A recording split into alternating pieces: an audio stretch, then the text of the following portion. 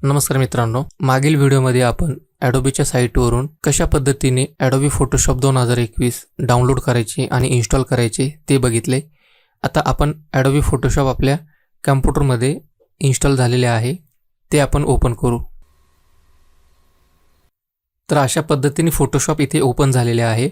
व्हॉट्स new या टॅबवर open केल्यानंतर फोटोशॉपमध्ये कुठले कुठले बदल झाले आहेत ते इथे तुम्हाला दर्शवलेले आहे. यामध्ये फोटोशॉप ऑन द आयपॅडवर तुम्ही फोटोशॉप चालू शकता. इन्व्हाइट टू एडिट, तुम्ही केलेल्या कामांचे काय बदल करायचे असेल तर तिथं तुम्ही तुमच्या सहकारी मित्रांना इन्व्हाइट करू शकता एडिट करण्यासाठी, जे तुमच्या कंपनीमध्ये फोटोशॉपचे काम करतात. त्यानंतर सेव्ह अ कॉपी, हा एक ॲडोबीने नवीन ऑप्शन काढलेला आहे, जेणेकरून वेगवेगळ्या फॉर्मॅटमध्ये तुम्ही ती फाईल सेव्ह करू शकता.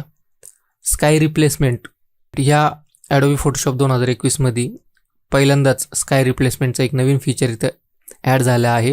याच्या आधीच्या फोटोशॉपमध्ये हा ऑप्शन नव्हता, त्याच्यामुळं मॅन्युअली स्काय रिप्लेसमेंट करावे लागायचे. तर ह्या नवीन ऑप्शनमुळं आपल्याला स्काय रिप्लेसमेंट करणं एकदम सोपे झाले आहे. याच्यामध्ये इम्प्रूव्ड न्यूरल फिल्टर, याच्यामध्ये न्यूरल फिल्टर नावाचं एक नवीन टॅब आलेला आहे. नवीन फिल्टर याच्यात ॲड झालेला आहे, त्याच्याबद्दल पण आपण सविस्तर माहिती घेऊया. Learn more directly in the app, तर इथं त्यांनी अशा पद्धतीने डेमो दिलेला आहे. समजा तुम्ही जर फोटोशॉप नवीन इन्स्टॉल केले आहे तर फोटोशॉप तुम्हाला ॲटोमॅटिकली काही ट्युटोरियल, काही सजेशन इथे देतात.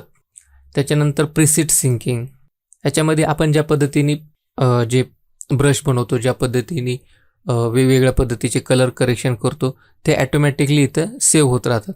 इथं आपण बघू शकता automatically backup and sync personalise brushes swatches. तर हे इथं तुम्हाला सेव्ह करण्याची गरज पडत नाही. याच्यामध्ये एनेबल प्रिसेट सिंकिंग केलं तर तुमचे ॲटोमॅटिक तुम्ही केलेले brush, preset, colour correction save होत राहतात. इथे आपण डन करू. इथे तुम्ही बघू शकता सगळ्यात वरती फाईल, एडिट, इमेज, लेअर, हा पूर्णपणे हा मेनू बार आहे. खाली तुम्ही बघू शकता फोटोशॉपचा आयकॉन आहे.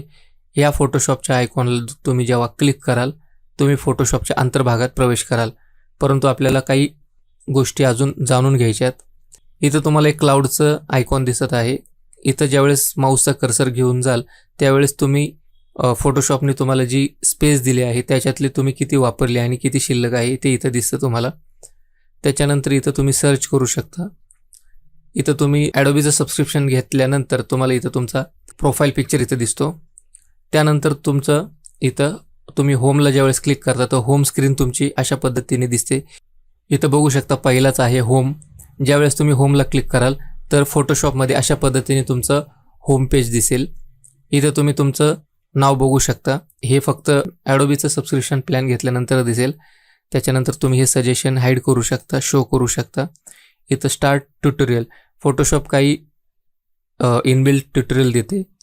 जर तुम्ही नवीन फोटोशॉप वापरत असाल तर इथं तुम्हाला काही स्टेप्स दिलेल्या असतात, त्या फॉलो करून तुम्ही तुमचं फोटोशॉप वापरू शकता. इथं ड्रॅग अँड ड्रॉपसाठी एक स्पेस दिली आहे, जेणेकरून तुम्ही तुमच्या इमेजेस इथं ड्रॅग अँड ड्रॉप करू शकता. त्यानंतर इथं बघू शकता युअर वर्क, तुम्ही आतापर्यंत कुठले काम केले आहे ते तुम्हाला ह्या टॅबवर क्लिक केल्यावर तुम्हाला इथं लिस्ट दिसेल. त्यानंतर लाईटरूम फोटोज, जर तुमचं लाईटरूम तुमच्या PC मध्ये इन्स्टॉल असेल तर तिथं जर तुम्ही काही वर्क केले असेल फोटोंवर तर ते फोटोज इथं तुम्हाला क्लिक केल्यावर दिसतात. इथं पुढचं टॅब आपण बघूया, क्लाउड डॉक्युमेंट. ज्यावेळेस तुम्ही ॲडोबीचं सबस्क्रिप्शन प्लॅन घेता त्यावेळेस तुम्हाला 2 ऑप्शन दिले जातात फोटो सेव्ह करण्यासाठी. एक क्लाउड डॉक्युमेंट आणि दुसरे माय कॅम्प्युटर. जर तुमच्याकडे सबस्क्रिप्शनचा प्लॅन नसेल तर तुम्ही माय कॅम्प्युटरचा ऑप्शन यूज करू शकता. परंतु तुमच्याकडे जर सबस्क्रिप्शन असेल ॲडोबीचं तर तुम्ही निश्चितच क्लाउड फोटो सेव्ह करण्यासाठी क्लाउडचा ऑप्शन चूज करा, जेणेकरून तुम्ही ते सेव्ह केलेलं तुमचं काम तुम्ही कुठूनही कुठल्याही कॅम्प्युटरवर ॲक्सेस करू शकता. आणि दुसरी गोष्ट, क्लाउडवर इमेजेस किंवा फोटोज सेव्ह केल्यामुळं तुमची हार्डडिस्कमधली बरीचशी जागा वाचेल. पुढचा टॅब आहे शेअर्ड विथ यू. इथं तुम्ही तुमचं वर्क, तुमचं केलेलं काम तुम्ही समोरच्याला शेअर करू शकता. इथं डिलीटेड, जर क्लाउडवरून काही फाईल्स तुम्ही जर डिलीट केल्या त्या तुम्हाला इथं दिसतील. इथं तुम्हाला क्रिएट अ न्यू एक टॅब आहे, जेणेकरून तुम्ही इथं नवीन फाईल बनवू शकता. इथून तुम्ही तुमच्या कॅम्प्युटरमधील ऑलरेडी तयार केलेले कुठले वर्क असेल तर तुम्ही इथनं ओपन करू शकता.